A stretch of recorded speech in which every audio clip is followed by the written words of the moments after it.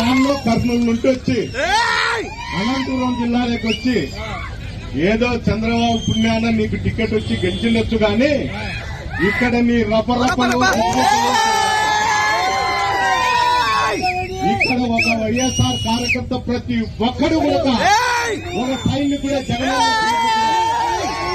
జగనన్న స్ఫూర్తితోనే మేము పోరాడతాం. అన్ని విధాలా కూడా అందరికీ తోడుగా ఉంటాం.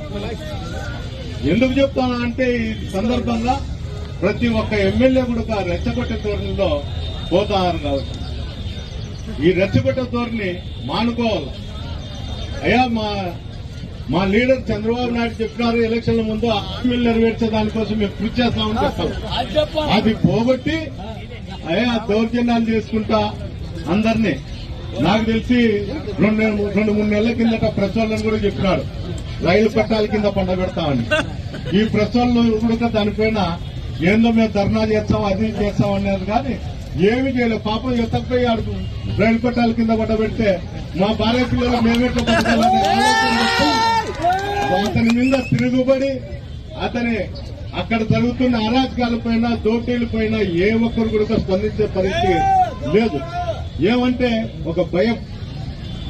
ఈ రోజు చాలా మంది ప్రజలను సంక్షేమ పథకంలో నడిపిండే అని చెప్తే మాకు సంక్షేమం కావట్లేదు ఏం కావట్లేదు, మేము దౌర్జన్యాలు దోపిడీలతోనే బతుకుతాము, మా ప్రభుత్వం ఉండేదే అందుకోసము, మా నాయకులు కూడా అదే బాటలో నడపమని చెప్తున్నారనే సందేశం ప్రజలు